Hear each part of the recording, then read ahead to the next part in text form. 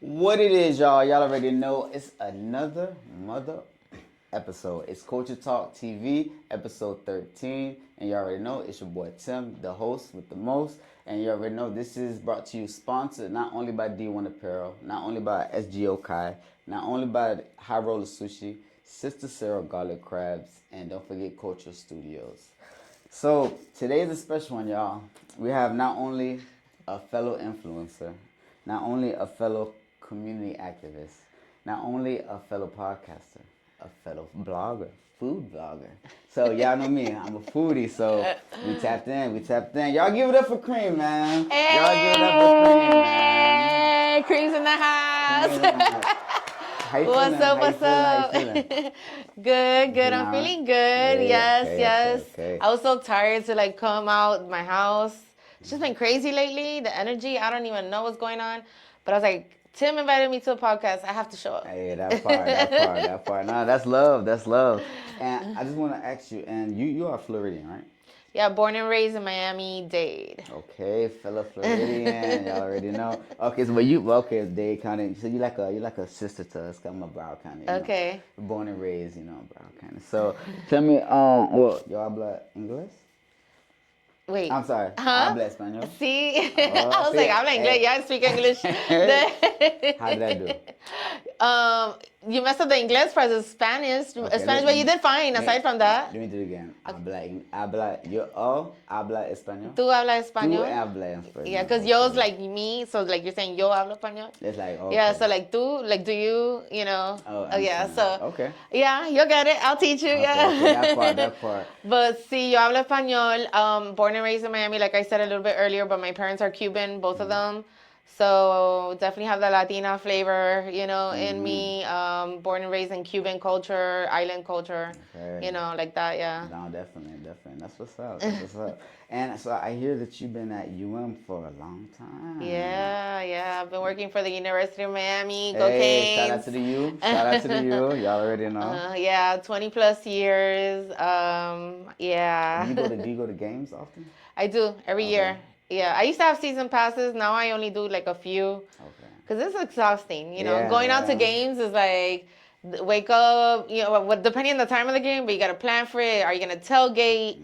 And then you get home late to getting out of the parking lot. So after a while, it's fun. But it's just I can only do so many, and I'm so busy. I'm like I don't have time to be doing them anymore like that. No, definitely. But yeah, I definitely. Have you ever been to a UM game? Yes, for sure. I love the U. That's my favorite school down here. That's my favorite school. I don't know how you can't be from down here and not have the U as like your top one or two. Yeah, and I think that the college games are more fun than like NFL. Facts. Because NFL they have guidelines.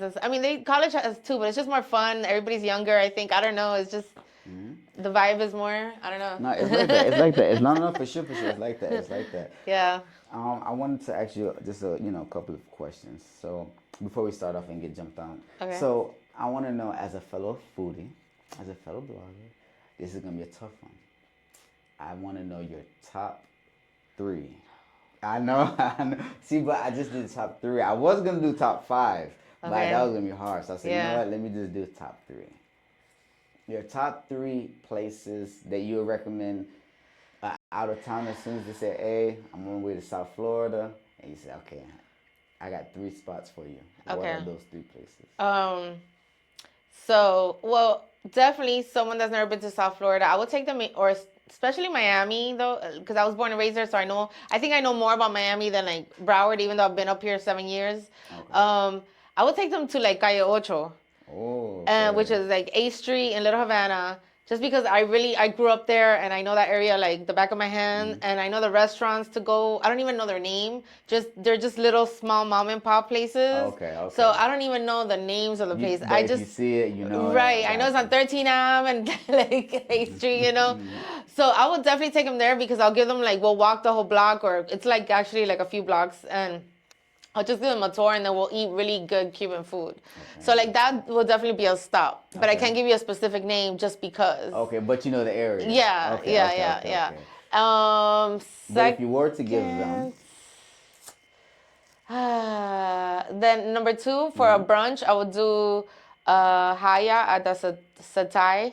I would say that's like a top brunch in Miami. It's on the beach and it is pricey, but I would say it's top notch when it comes to like customer service. You don't even have to lift a finger and they're already like doing something for you. Okay. It's unlimited drinks, but like good drinks, not cheap drinks. Okay. You know, quality, like the bubblies, like what how do you call it? Vou de Clou, the Vou de Clou, the brands of champagne. okay, right. They use like the best. Everything, the food is like you can see them making it behind the counter, but everything's just exquisite. It's really high quality, high class. It's kind of like outdoors, but it's still covered. So you get like the best of both worlds. Sometimes they have I like that. entertainment. They'll have like somebody playing music or a dancer or something like that. So Hyatt the Satai will be like my top like brunch place.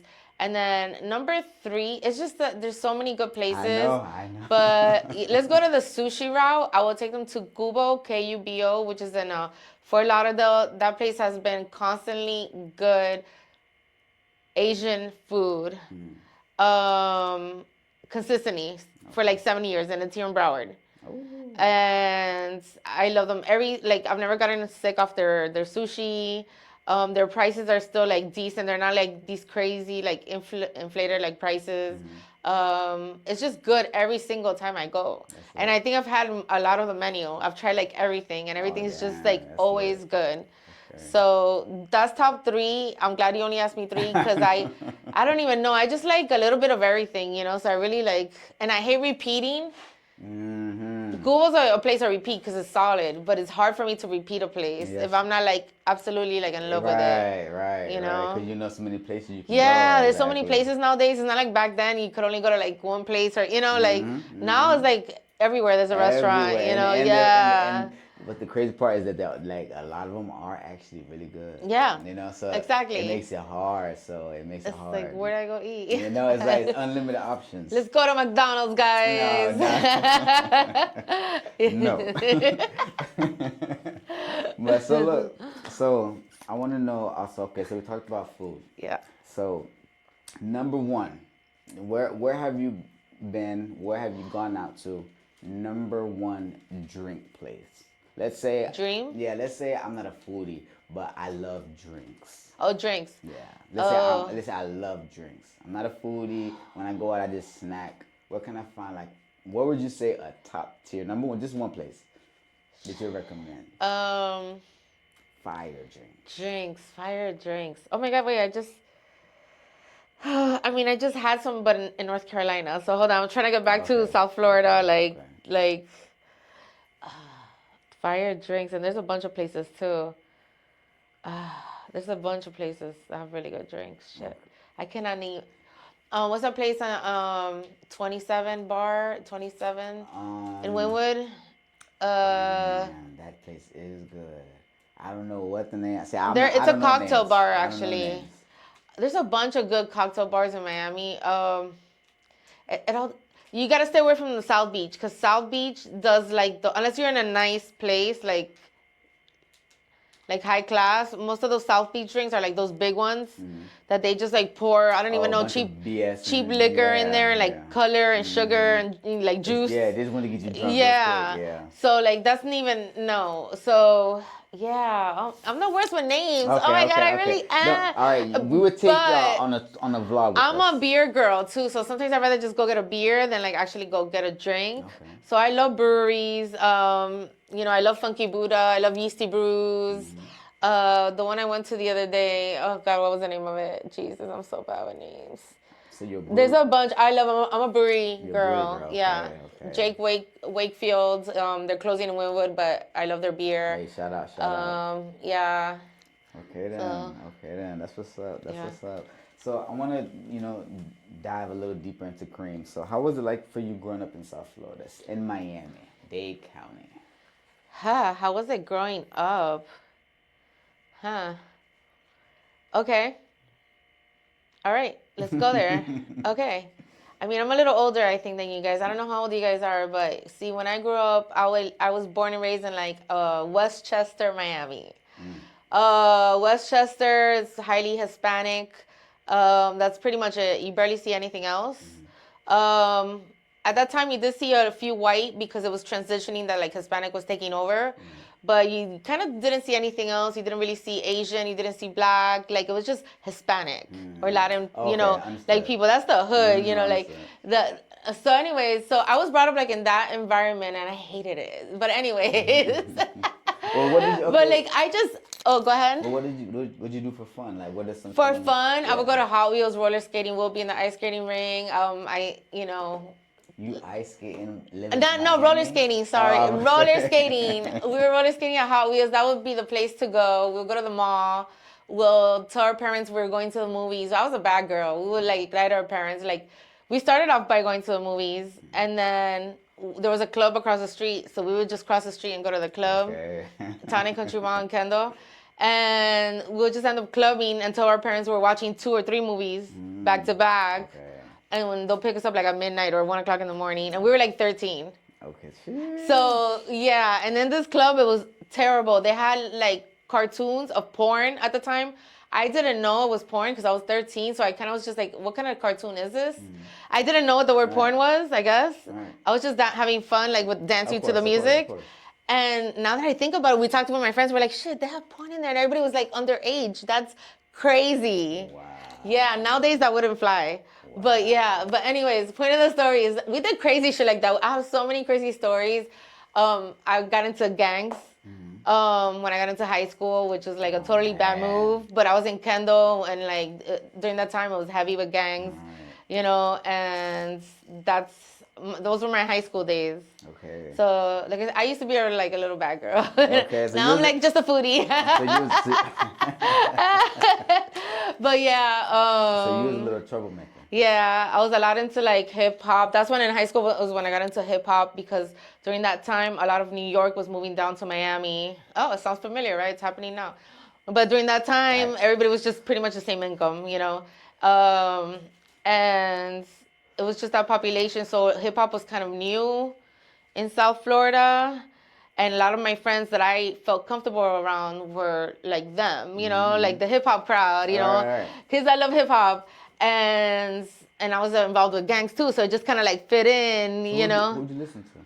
Like, oh my God! During that time, it was like NWA, I think, like hardcore, because it was gang members and like we were listening a lot of West Coast like music. But that's how it kind of just started. And then when the New Yorkers came down, then I learned, you know, about Tupac and Biggie, you know, and then Tupac and Biggie got killed. Tupac got killed probably like 3 years later or something like that. Okay. So you know, so you really. So I got him when he was starting to like getting mainstream. You know, so I was listening to Tupac before he was like Tupac, you know. I just didn't put 2 and 2 together. Back then, it was, you know. Back then you just listening to it. Yeah, you're just listening to it. You know that he's gonna be a legend. Right, That's real, right. That's real. So that's how I kind of started. And then I just started listening to whatever my friends were listening to. But yeah, that's how I kind of got into hip hop. Because of my friends that were like migrating from like New York down. Because the Miami people in my school didn't, you know, it wasn't like that. Right, it wasn't like flavored with all right, that. Yeah. And this is 93, 92. Okay. 90, yes, it was 91. Yeah. From 90, I graduated in 95, so I would say during that time, you know, yeah. Okay. Old school. No. That's lit. So now, like you said, you're just a foodie. So how long have you been doing that? How long have you been doing food? I've been doing foodie stuff for like 7 to 10 years, I would say. I started off through Yelp Miami because I had gone through a divorce and I only had $20 in my pocket and so like my next paycheck, and it was just me and my daughter. And one day I opened the newspaper. It wasn't even internet. It was the newspaper, and there was a thing that there was going to be a party in Coral Gables, and it was free. And my friend saw it. She's like, "You want to go? It's free." I was like, "I have no money. Like, you know, I have $20 to like my next paycheck, and that goes to gas or whatever." And she's like, "Let's go." So whatever. She picked me up. We went to this party, and it was like a foodie, like a festival. But you got to vote like who you wanted to win. But it was all through Yelp. How does that work? So, hold on. Okay. So I go to this party. I have a blast. I mean, we ate and drank. It was just like, it was great, whatever. So at the end, I see a coworker that I used to work with, and I was like, "What are you doing here?" He's like, "I work for Yelp," and I was like, "Oh, cool." He goes, "You?" I was like, "This is really cool," and he's like, "Yeah, well, you should start reviewing like business through Yelp. It's not only like food; you could review like any type of business." Right. Oh. So he goes, and then you get invited to more parties and more things and blah blah blah. So I was like, okay, whatever. So I started reviewing on Yelp. You know, you download the app or whatever, and I started reviewing. Next thing you know, I'm getting DMs on Yelp. This is before Instagram. Dang. I'm getting DMs like, "Hey, we love your reviews. Can you come review our restaurant?" Blah blah blah. And back then, I was only doing it like for food, like for free food, and just to like go out because I didn't have the money to like treat myself to go out. So you know. Just learned that I could So then I finesse my just way. you know, obviously always leave a tip, you know, but it was a free meal pretty much, and so I started like through that route, but then it was just like becoming more, and then that's when Instagram started, and then I saw one of my friends, she was killing it on Instagram, she was going everywhere on trips, you know, like all these things, you know, and I'm like. So one day I asked her, I'm like, how are you doing like all this? She's like, well, you know, I started through Yelp, but now there's Instagram and other social media platforms, and you just gotta like use hashtags. Back then it was all about hashtags. You gotta use hashtags and then put the right ones, and people will like find you and stuff like that. So how I started KREAM is a whole different story, but let's just say once I started KREAM, I and started posting pictures and using those hashtags, and restaurants used to like reach out to me. Okay. Yeah, and a lot of times I would reach out too. You know, you email them or in person you go and you know you talk to them and stuff like that. But it was hard in the beginning because you only have a certain amount of followers and people are like, "Who are you?" You know, like. Right. But that's how I kind of started with the whole food blogging thing. It was because of Yelp Miami. You know, I in a bad time in my life, but I made the best out of it by going to this like free party, meeting the right people, and them telling me how to do it. Started reviewing on Yelp. Next thing you know, I'm getting invited everywhere. You know, started Instagram, getting invited to more places. I've gone on trips. I do festivals. I do a bunch of things. You know, but then I also learned how to monetize my page because I got tired of eating and drink. You know, after a while, you're like, okay, the food is great and all, but like, yo, like I'm getting older and like I need to lose weight. You know, or like this is not healthy to be eating these giant desserts like all the time, or like all these drinks and all this. You know, so then you figure out that you can make money as an influencer. You just gotta know how to like do it right. Right, for sure. And then I started doing that. Okay, you know. Okay. Yeah, and then I was doing very well, and then I got hacked, and I lost my page for 5 months. Whoa. Yeah, I didn't know you back then. Yeah.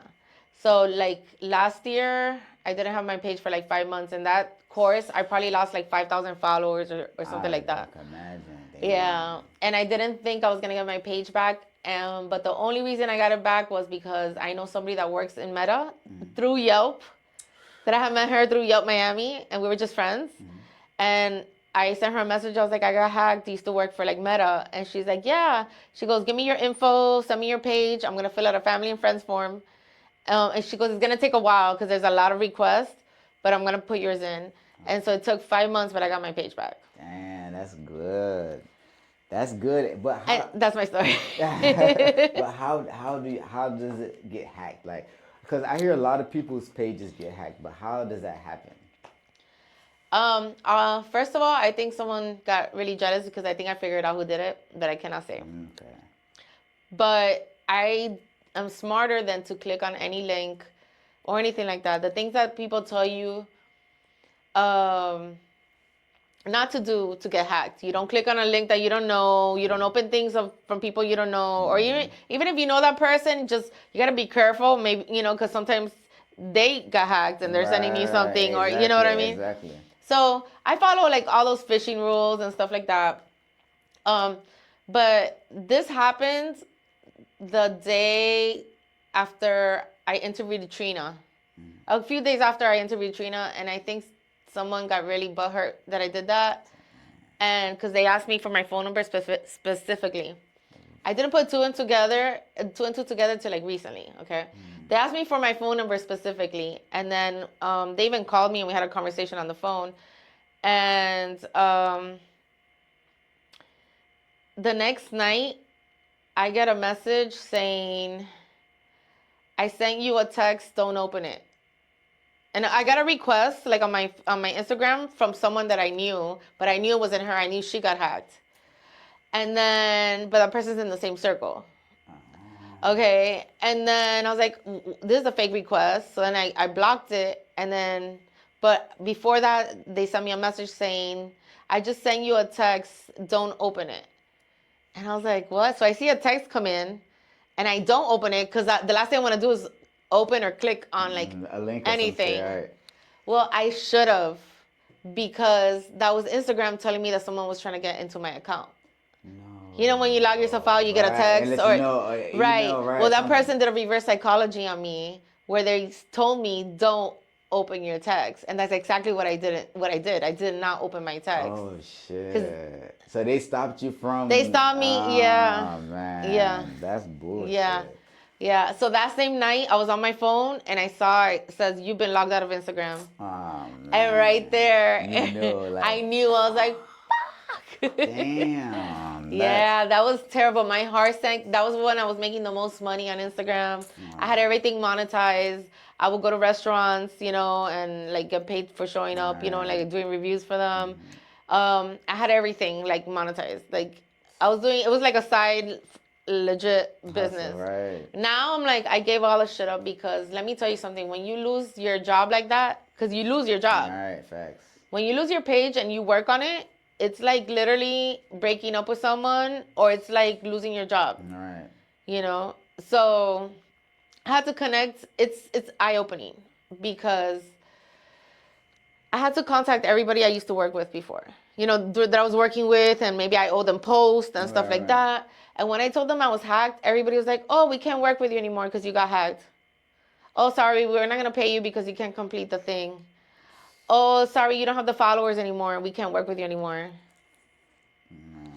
People are like that. And I understand it's a business, but damn, like that, you go from 100 to zero. Right, instantly. Like, instantly. It's literally that social media world is so damn fake.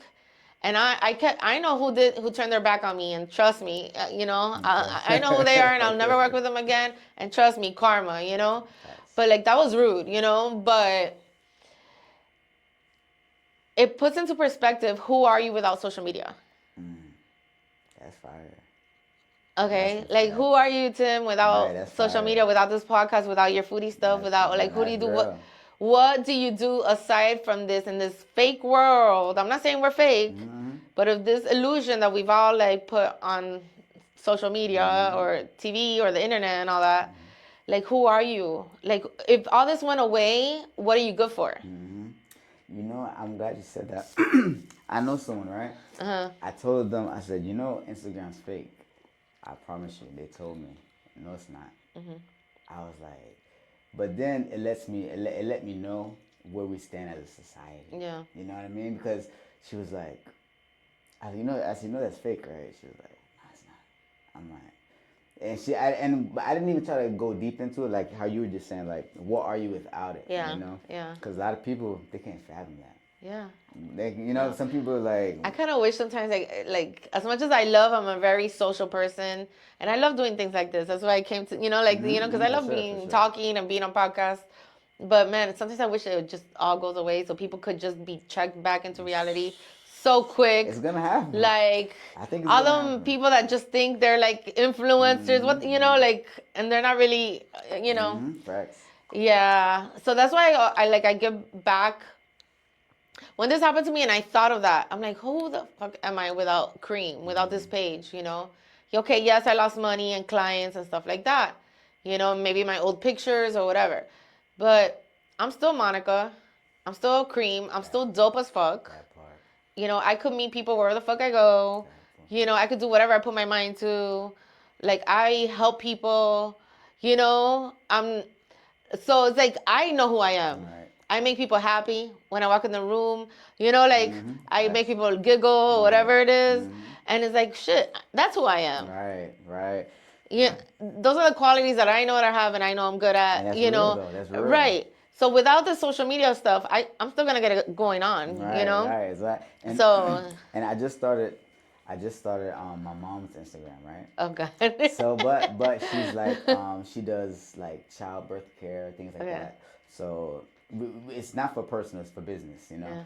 So I let her know. I said, listen, people are faking it on Instagram. I said, I told her, I said, with your resume, with things that you have done, Yeah. I said, I said, people are gonna be paying you for stuff. And she, and cause she's like 60 plus, you know. So she's like, she's gathering from, people she talks to, her clients. She does home visits. So she's like, I see what you're saying. Cause now I give her a nice little name, like, I'll tell you off. Yeah. And I give her a nice little name. So now when she walks in, they call her their name. Oh, you see? Yeah, and she was like, oh my gosh. And I told her, I said, That's so cute. Because your real life is gonna change. What your real life, what you have done, is gonna kill social media because you have real life experience. Right. But like you're saying, it's a lot of people who have no experience in nothing. Yeah, they just have no faking. resume. They have no nothing. How are you a food blogger? And I want you to cut this piece out just for me. Okay, and tag me only on this piece. That part. Okay. How are you a food blogger? What are your qualifications that made you a food blogger? Just because you did a reel, a 15-second reel, and you made it look pretty? That part. Okay. Hey, y'all heard it first. That's KREAM right there. That part, and I second that. Exactly. So now for sure. And, no, but that's real though, and that's really real. And so now, because you have actually been into most rooms that people haven't gone into, and I say that because I do my homework, so I did my little research on you as much as I can, So, how was it meeting Khaled? How was it with Khaled? How was They always ask me that question. How did that happen? Talk to me about that. I got into the right circle by just being who I am. Volunteering played a good part with that. And I was just nice. And one day I just got an email. Someone referred me to be there. Really? Yeah. And it was an email from their PR. And it was at the W Hotel in South Beach. And I was like, what? I have to go. Oh my God. Or Mr. Chow's or something like that, yeah. Okay. And I was like, oh my God, I have to go. I was like, who referred me? Like, who Right, was right, it? trying to figure it out. Right? And I even get that they're like, oh, you're KREAM. Yes, we've been waiting for you. I was like, what? Like, oh my God. Damn. I'm still trying to figure that out to this day, but Really? I know it's related to like someone like. So you don't know? I still don't have an idea, So but nobody put their name I on know it's kind of like the circle because one of the girls was like, yeah, this person, but it wasn't her. Someone else mentioned, and I was like, who? Right. So that's crazy. Yeah. So was he cool? Was he like? How was the vibe? He's vibe. He's a vibe. Okay. He's always positive. He seems like He seems like he's a showstopper. Like he goes in, he's the energy of the room. He tries to say what's up to as many people as he can. Obviously, everybody wants to like hold his hand, say hi, hug you, autograph this, or take a picture, a selfie. So it's really hard to get to him at the level that he is. Facts. But that event was actually more intimate. So I actually got to do that quick little interview with him, like there. And that was when we were already from the PR session, we went to Raising Cane's, that fast food chicken place, Raising Cane's. It's in Miami? South Beach. Yeah. Okay. We went there because he was doing something with them, a collaboration, and they made him a big cake with the logo, and they gave everybody free chicken and stuff like that. Yeah. So there I got to talk to him and ask him about his favorite food, which is maclave. Yeah. Miami. No, it's not a restaurant. It's a Middle Eastern meal. Yeah. Okay. Yeah. Okay. So, yeah. So, you actually have met a lot of celebrities, right? I see. So, so when you run into celebrities, what is like the energy I just want to say this, what's some advice you would give when meeting these type of people? Ooh, don't push yourself on them because they don't like that. But at the same time, there has to be a fine balance between pushing yourself on them and getting them to talk to you, or getting that interview or that quick moment with them. Right. because you're not the only one there. Right, Even right. if you are specially press or media and you have your badge around your neck and there's only 10 of you guys and everybody else is the hundreds of people around, Right. but there's only 10 of you guys, you're still pushing with 10 other people. They have these giant cameras or they have a Right, mic right. or whatever it is, and if that artist doesn't have set time to do interviews, meaning they actually booked a Right. time to Oh, walk that's through this door. They're gonna stop at the red carpet with this media first, then they move on to the next. When they do the red right. carpet, Yeah. it's stop because Yep. with media, stop. There's a media person here, like or they sit at a table and they have from 10 to 10:15. We're doing a quick interview here, whatever, right? So unless you don't have that scheduled time, It's tough. you have to fight for your spot, but you can't be aggressive Right. because they're gonna you're never gonna get invited again, Right. number one, and then they're not gonna want to talk to you because then now you're they're in their space, Right, and it's right. scary for them. Imagine,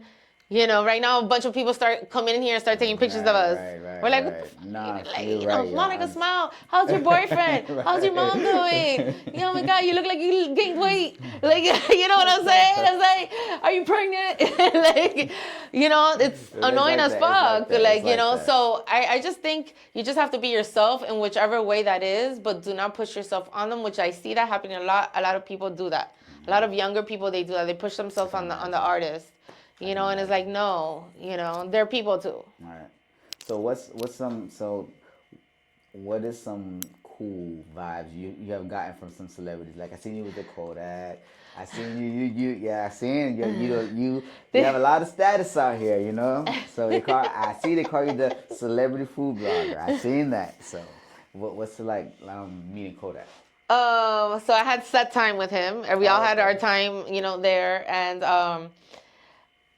it was quick, but we had 2 questions. They gave us 2 questions per person Oh, that's cool. with him. So since I'm a foodie, I asked him what his favorite food was. He gave me his answer, which is legume. So, and then I asked him what is his favorite dessert, and he started giggling. Because he's a Gemini, so he's like me, Wait, I knew it. I was like, oh, he's up to no good, because he started giggling. Right. And then he just stayed quiet. And he had this devilish look on his face. I'm like, what's your favorite dessert? And then I was like, oh, I get it. It's something nasty. Perverted. And I was like, oh. And everybody got it at the same time, because everybody was just like, huh? And everybody was just like, oh, the pussy. That's his favorite dessert. So he was funny, That's what's up. to say that. He has funny moments like that. And then I also loved when I interviewed Trina, Rockstar. I was the last person that got to interview her. It was midnight. I was there from 2 p.m. Interviewing everybody else, but then I wanted to get Trina because it was her festival. Okay. And I just waited around and she kept on walking by us and kind of ignoring us, but at the same time telling us, we'll be back to you guys. But she never did because it was her festival. She was running around. And then finally at the end, I was just so tired. My feet were hurting. My back was hurting. We were standing up. Right, for sure. Okay. And I just last minute, I was like, I have to ask her one more time to see, I've been here all day. Right. And last minute I asked her, I was like, Trina, hey Trina, is there any way I can ask you a few quick questions, whatever? And she's like, okay, let's go. Damn. And she gave me, and then she actually spoke more. And I really loved her interview because she spoke a lot about her mom and her Bahamian roots, and her inspiration and with Caribbean food and seafood and that sort of thing. And she actually gave me her time and explained all that to me. And it was actually, I know she was tired. I was tired. Right. She was dying to go home. It was 5 people left there. And I literally got that moment with her. So thank you, Trina. Shout out Trina, 305. That part. No, that's for sure. So I want to dive back into UM. Okay. So I have 2 little brothers that went there. Uh-huh. How is the environment? I should say, I have 2 brothers that have been accepted there, 2 little brothers. What can they expect when going to UM? It's a party school. It's a party school. It's a party school. My daughter graduated from there as well. I worked there, but my daughter went there for 4 years. Solid. And she didn't live on campus. Are they going to live on campus or are they going to drive? They're figuring it out. Okay. Because she lived on campus, but she's like, Mom, this is a party school because if he's a local, if they're locals, and they're going to the percentage of locals that go into the University of Miami is probably like 10%. It's very low. Okay. Everybody else Out of is state. out of state, international, but there's a lot of like Boston, Upper East, East Coast, Jersey, you know, like, and then there's a lot of states that like people don't get to party, so they come here And they just go crazy. for Yeah, this, for you sure, know. for sure. It's a great school. In terms, you know, it's academically good. The med school is fabulous. Like I work for the med school. It's great. Top medicine, you know, law school. Like they have some departments that are really good Yeah, at the for University sure, of Miami. definitely. And it's beautiful campus. It's great. But it's just people go there. The out of towners come here to party. All right. So these kids, they go wild. They turn up. They turn up. So a lot of them don't get to focus that much, you know, versus other schools that are more academic. Okay. You know. So, no, I'm a, you So know. you need to set them straight. Yeah, 'Cause exactly. that school's expensive, and whether they're getting a scholarship or not, It's expensive regardless. it's expensive. It's $100,000 a year minimum. That's regardless, yeah. It's. Yeah. So they cannot throw that away on partying. Right. Like, especially being a local. You're from here. You can do this anytime. Facts. Like, don't get yourself in trouble. Like, Right. And I like that you said that. So, what is some advice you would give not only you know, people who need to be focused on their craft, but what's some advice you would give to people who are looking to just younger people though, like the younger generation? What's some advice you would give them on how to tunnel in on their skill set and how to build on that? You know, so what's some like advice you would give someone who wants to go into media or anything? You know, just some advice. well, first of all, like, do what you want to do. Like, don't listen to your parents and stuff like that. I mean, yes, your parents are great when it comes to guiding you. But there's some parents out there that they want you to live their life. If there's something that you really want to do, do it. Don't listen to like mom, dad, abuela, or whatever. None of that. Okay, but I think the best way to learn a skill is to volunteer yourself, to get a mentor, like something like that, and you work for free for a period of time, and you get the most experience you can from like that. You know, don't get out into the field expecting you're gonna like, you know, start making all this money, right, exactly. and you're the CEO of your company. Right. You know, it's really hard to be that person. You know, so I would just say like volunteer your time as much and learn from elders, learn from people that have been doing this for years. You know, and that's like the best like thing I would just say to learn a skill. You don't have to go to school. I love going to school, but I have a master's degree and it's not even paying for it. You know. So it's like sometimes school is not the answer. So if you find something else that you love, a technical skill, you know, do that and learn from someone that knows what they're doing and become the best at it. And eventually it's going to be your turn where you're going to be the boss and you're going to be the veteran, Yep. you know. Facts. So you have to be the rookie in the beginning. All right. So what's some advice you would give to them in regards of, let's say, their parents want them to go to school, right? And let's say their parents is very old-fashioned. School. You need to go to school. But they're like, no, I want to be an entrepreneur, you know, or I want to be a singer. I want to chase my talents. Because I know that time is rough for like the younger generation because they want to flourish. They see all this stuff on Instagram. They want fast. COVID. Yeah, they want Anybody fast could like stuff. do anything. Right. Exactly. So they want fast things. They want things really fast. So Yeah. what's some advice you would give to them that everything's going to be okay? Just focus on the future. What? I mean, and your parents are, I mean, like I just said, you know, it depends on your parent, right? Because I'm a very smart parent. I would just say my daughter's had the best mom ever. Because she's had me. And I'm both conservative, but yet like the coolest mom ever, you know? So I could like, and I've experienced a lot of things. But if you wasn't in my a cool life, mom, right? If I wasn't a cool mom, man, old fashioned, you're like school, and she's like, I have an idea. You're like, no. how to deal with that? Yeah. You know, you have to stay open-minded in life. I think staying open-minded actually takes you to a lot of places because you might say, yeah, mom, no, I want to open my own beauty salon and that's what I want to do. And, you know, I already, like, that's what I'm going to do. Okay.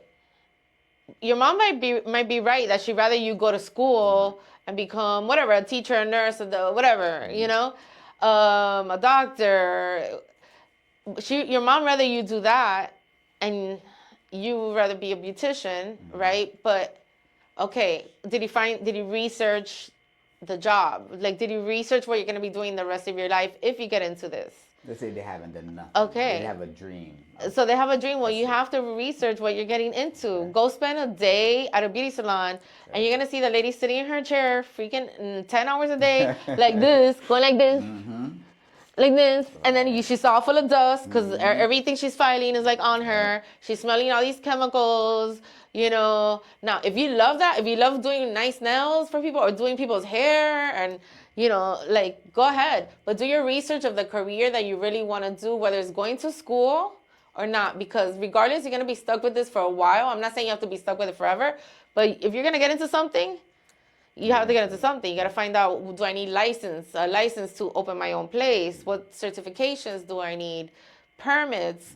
How much is everything going to cost me? How much do I have to invest for inventories? Is something I could start on my house, or I got to pay rent for, or, whatever, how much am I going to make every year versus if I go into school, how much is school going to put me in debt?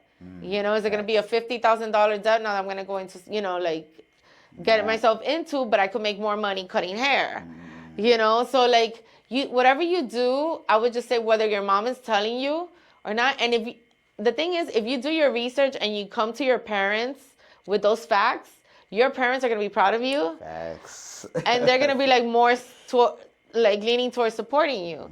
Because you're going to be like, Mom, okay, you want me to go to school for $50,000, get a degree for 4 years, I still have to pay it back. I'm not guaranteed a job when I graduate, and if I do, maybe make $15 an hour. Or I could go to school for a beautician. It costs $3,000 for whatever to get into the school. I get a degree in a year, but then I could work at a beauty salon for another year and save that money. And then I'm going to get this certification, and then I'm going to look for a place, or I'm going to talk to an investor. Like, if you have a plan, right. Okay, now your mom's going to be like, damn. No, that's for sure. And I think that is some phenomenal advice. Yeah. I think that's phenomenal advice. Don't think you're a smarty pants if you just like coming to me with basic facts. Right. I want to do this. I want to be a pilot. Okay, do you know how much it costs to be a pilot? Right, exactly. So like come to me with the facts, and I think that's No, for sure. And I definitely support that, man. I salute that. And the reason for me asking you that, and I think that's phenomenal advice. I think that everyone, not even only that type of advice right there, is for everyone, not just kids. Anybody who has anything you want to do in life. If it comes to personal health, if it comes to goals, anything that's you want to do, you need to have a plan. You need to forethink. You need to think for the future. What is this? Like you're saying, what I need permits, I need certifications, I need this, I need that, and then it's gonna start. Then now you have a blueprint. Now you can start building. You know what I mean? So, and the reason for me asking you that is, I want to know, where does KREAM see herself? 5 years, 10 years. What is the future? What is your goals? If you come back on the episode, when we're gonna have you back, what are you gonna let them know? Oh man, in 5 years, I want to have this passive income rolling in. That part. Okay, for sure. Oh man, I feel like I've worked a lot in my life already. I've done a lot of work, and I feel like everything needs to just fall into place right now.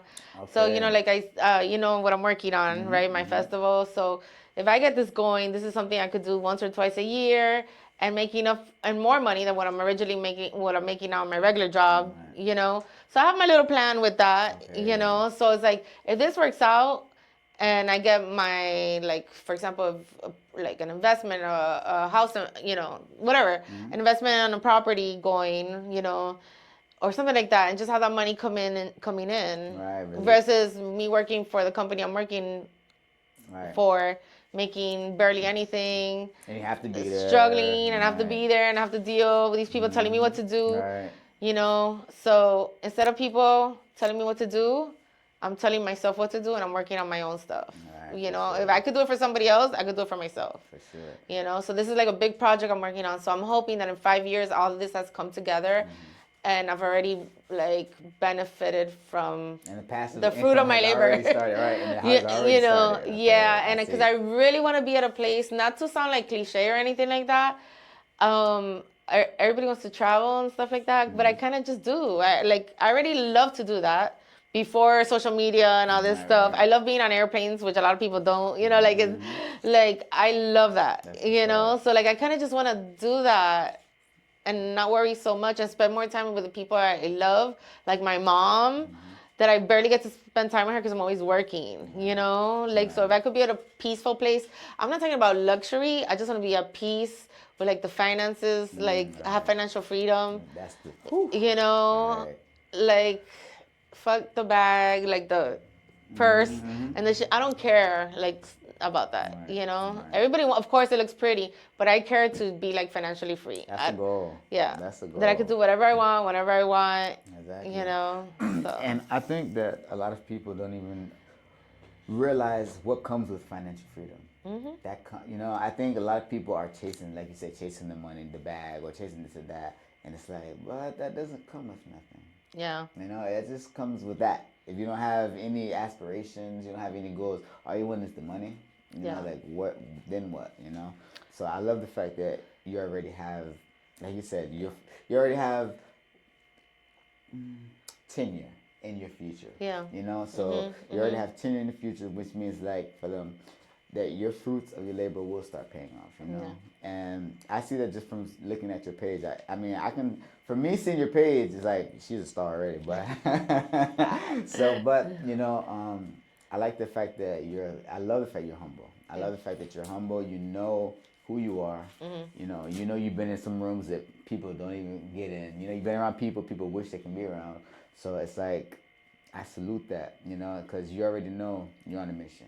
You're on a goal, and financial freedom is that end goal. And because once that's hit, you can plateau to anything. You can, you have the time, you have the peace of mind, you have the, now you can put extra effort into other things because you have that passive income coming in.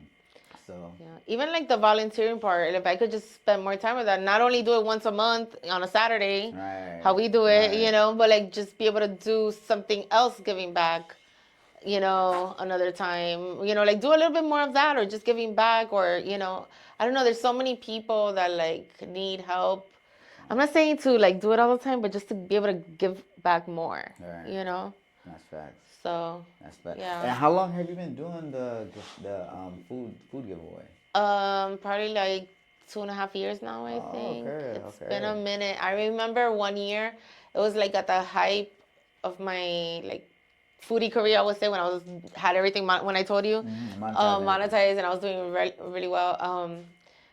New Year's, everybody says their New Year's resolutions. I want to do this, I want to do that, whatever. And that year, the only thing I had was like, man, the only thing I don't do is like volunteer, And I was like, I would like to give back a little bit more. I mean, I don't have a lot of money, but like I'm blessed. I have everything I need. And my daughter has everything she needs, and everything has been great for us. Like she graduated college already, like I was everything I wanted to do, and I was like, I need to like give back, but I didn't know like where to start, And then somehow I connected with South Promo and and Farm Share, and so one day she posted something, and I was like, is that a volunteering thing? And she was like, yeah, and I was like, can I go? And she was like, yeah, come through. And I was like, okay. And I just showed up and I started working, and I was like, oh, I love it. I love it. And now I try to do it once a month, There's times I can't go, but most of the time I try to do it. Nah, same. That's for sure. And that's like, great things come when you do stuff like that. No, exactly. And I think see how you did it was so natural. And I think most people, they put on a front, they be pretending it's a lot of we shouldn't even acknowledge it, but it's a lot of fugazi stuff that happens on social media, and people aren't actually out there. They want to pretend like they're out there, but you're actually out there. You're actually boots on the ground. You don't know how many DMs I get when I post the volunteer stuff. They're like, oh, I want to go with you. The next one, let me know. Oh my God. I'm going to look at your page just so I could go with you next time. I'm like, okay, sure. All right. No show. Nothing. And then if I hit them up, oh, wait, no, I have to. You already know excuses. Yeah, I have to water my garden, I don't know what. I'm so tired. I'm tired too, but I'm up. Right. You know, That's like. real. No, that's So people are fake. I've never really had anybody. I've only had one person actually show up to the volunteer out of like all the people that DM me saying they want to be part of it. Only one person actually, and I was like, okay, all right, we appreciate her. Yeah. But no, that's crazy because that's really how it is. You know, Yeah. everybody has such a big game to talk. You know, but when it comes to doing it, Yeah. no show. You know, so you know, I think that that's like really incredible, and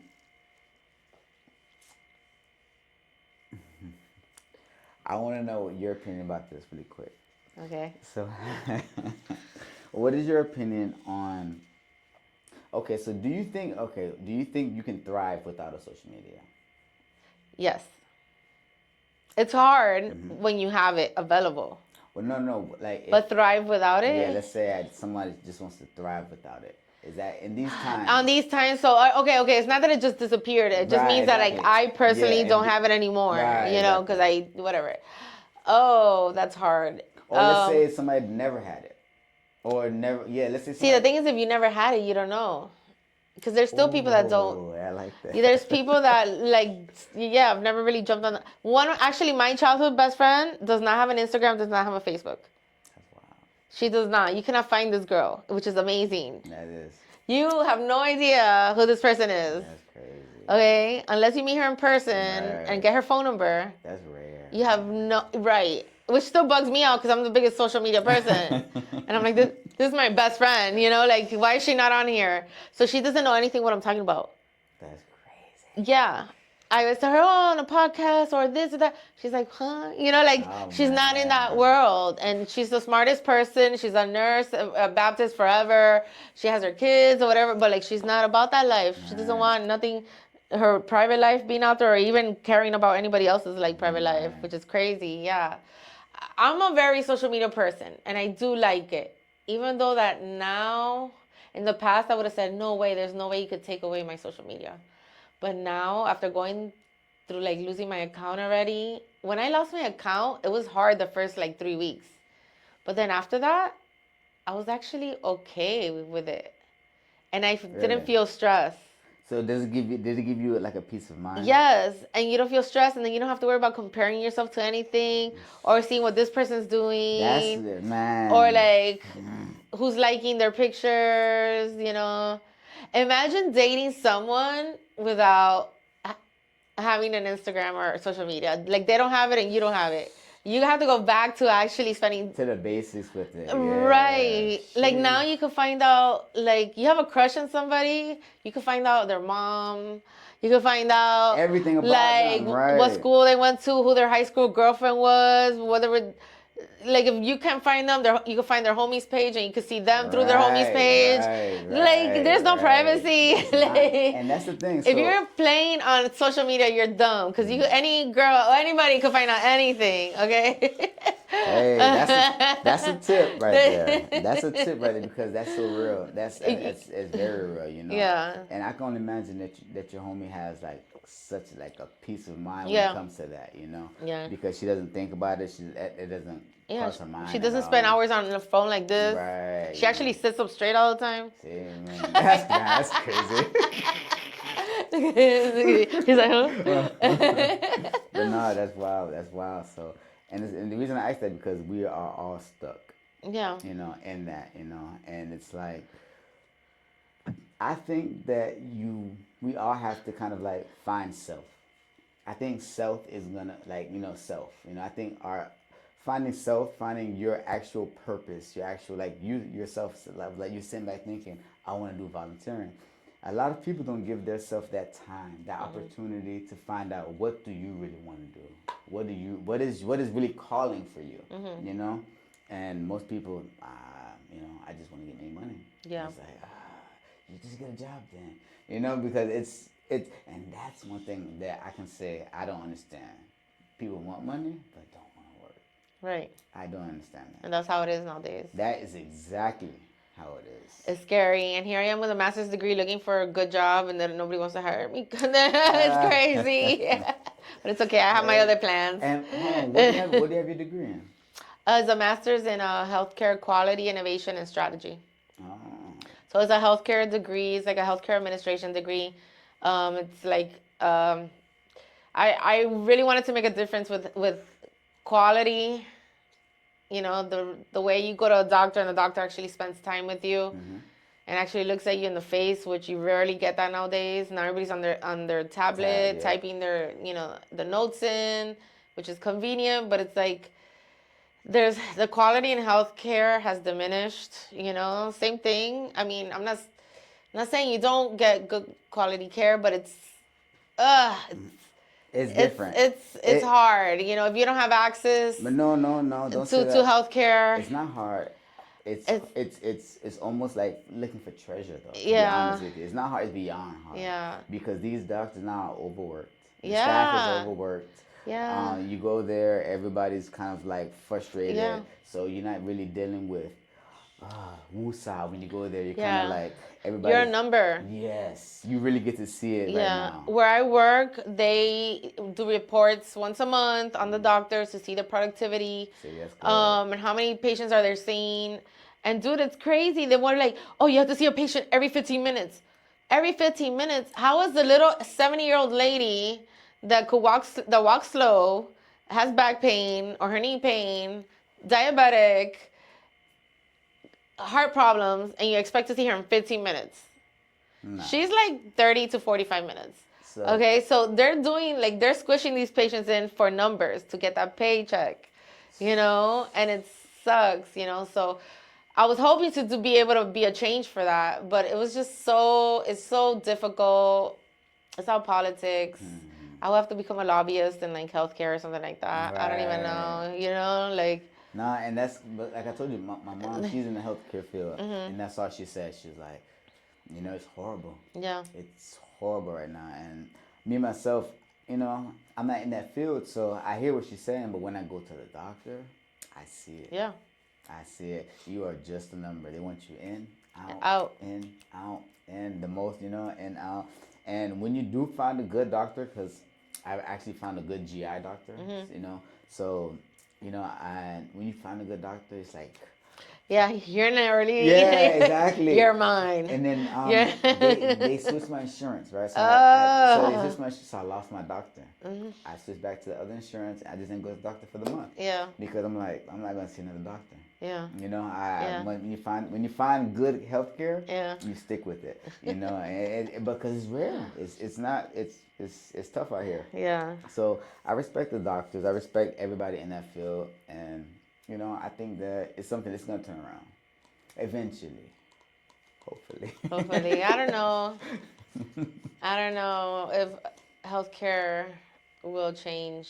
I feel it's such a very greedy industry, especially the pharmaceutical side of it. How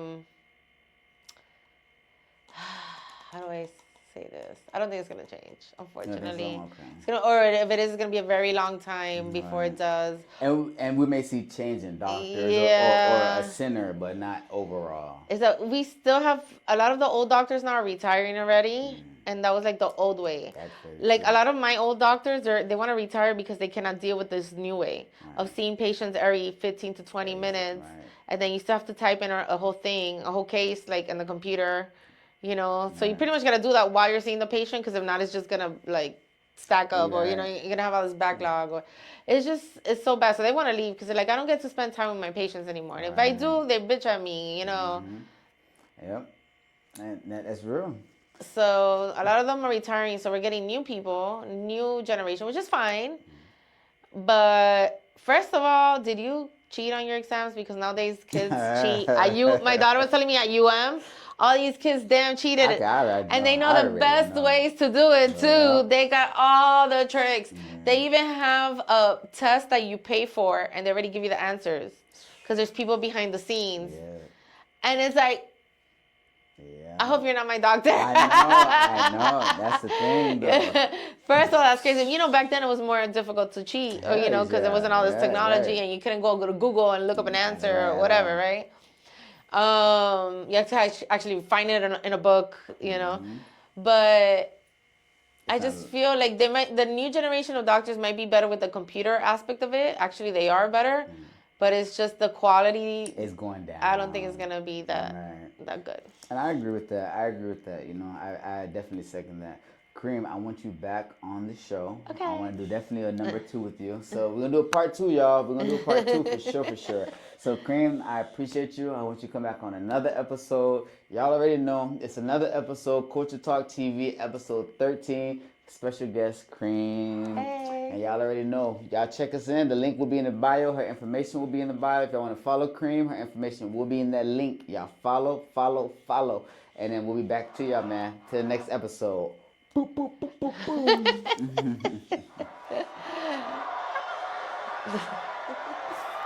Hey. Hey. That was fun. Oh.